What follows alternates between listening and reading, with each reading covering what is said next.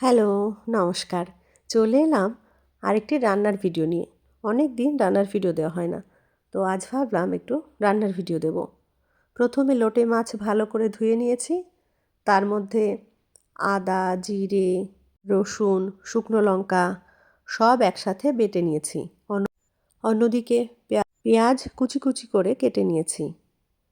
এবার কেটে ধুয়ে রাখা লোটে মাছের মধ্যে একে একে সমস্ত মশলা, নুন, হলুদ আর কাঁচা সর্ষের তেল দিয়ে খুব ভালোভাবে মেখে নেব। হাতের সাহায্যে আমি মেখেছি, দেখে কিন্তু খারাপ পাবেন না। খেতে কিন্তু অসাধারণ হবে, কারণ সমস্ত ইনগ্রিডিয়েন্টসগুলো একে অন্যের সাথে মিশে যাবে। হাত দিয়ে মেশালে খুব ভালোভাবে মশলার সাথে মাছের সাথে মিশে যাবে। এই দেখুন, পেঁয়াজ কুচিয়ে নিয়েছি আলাদা করে। এবার কড়াইতে দিয়ে দেব সর্ষের তেল আর ফোড়নে দিয়ে দেব জিরে আর গোটা গরম মশলা। গরম মশলা না থাকলে শুধু জিরে দিলেই হয়ে যাবে। এবার এতে দিয়ে দেব কুচনো পেঁয়াজ। পেঁয়াজটাকে এবার লাল লাল করে ভেজে নেব। ভাজার সময় অল্প নুন দিয়ে দেব, তাহলে পেঁয়াজটা তাড়াতাড়ি নরম হয়ে যাবে। আপনারা চাইলে হালকা একটু চিনিও অ্যাড করতে পারেন, তাহলে তাড়াতাড়ি ব্রাউন কালারের হয়ে যাবে। যাই হোক, ভালো করে নেড়েচেড়ে এবার এর মধ্যে আগে থেকে মশলা দিয়ে মাখানো লোটে মাছ দিয়ে দিতে হবে। এটা কিন্তু এখনও ভালোভাবে ভাজা হয়নি, আমি একটু ভালোভাবে ভেজে নেব, তারপর এর মধ্যে মাছ দিয়ে দেব।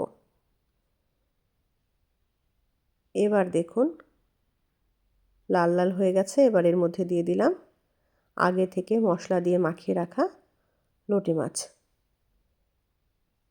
এবার একটু নেড়েচেড়ে আপনারা চাইলে ঢাকনা বন্ধও করতে পারেন, খোলাও রাখতে পারেন।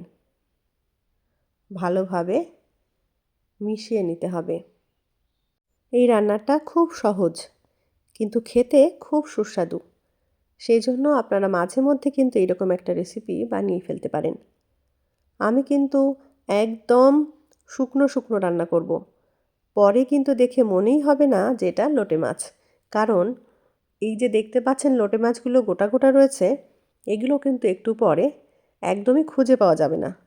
মশলার সাথে মিলে মিশে একেবারে কিমা মতন হয়ে যাবে। বাই দ্য ওয়ে, আমি কিন্তু এতে একদমই জল ব্যবহার করিনি। জাস্ট মশলার অতিরিক্ত যে সামান্য জলটা ছিল সেই জলটা অ্যাড করেছি। যেহেতু আমি একদম শুকনো শুকনো রান্না করব, সেই জন্য জল দেওয়ার কোনো প্রশ্নই ওঠে না। এই মাছটা ভীষণ নরম, তাই খুব সহজে কিন্তু রান্না হয়ে যায়। আমার বাচ্চারা এই মাছটা ভীষণ ভালো খায়, আমারও খুব ভালো লাগে। কারা কারা এই লোটে মাছ পছন্দ করেন অবশ্যই কমেন্ট সেকশনে জানাবেন। আমার এই আজকের রেসিপি আপনাদের কেমন লাগলো সেটিও জানাতে ভুলবেন না। আর ভালো লাগলে লাইক কমেন্ট শেয়ার করতেও ভুলবেন না। এবার আমি দিয়ে দিলাম গরম মশলা। গরম মশলার ফ্লেভারটা ভালোভাবে যাতে পাওয়া যায় সেই জন্য কিন্তু একটু আগে দিলাম, যাতে করে মশলার সাথে মাছটা একদম এত সুন্দরভাবে মিশে যায়, গরম মশলার স্মেলটাও যেন পাওয়া যায়। যাই হোক, এবার দিয়ে দিলাম অল্প চিনি। চিনি খুব বেশি দেওয়ার দরকার নেই, যেহেতু এটা স্পাইসি। একটু ঝাল ঝাল হলে বেশ ভালো খেতে হয়। আমি খুব একটা চিনি ব্যবহার করিনি, অল্প একটুখানি চিনি দিয়েছি। কথায় কথায় কিন্তু ভিডিওর একদম শেষ প্রান্তে চলে এলাম।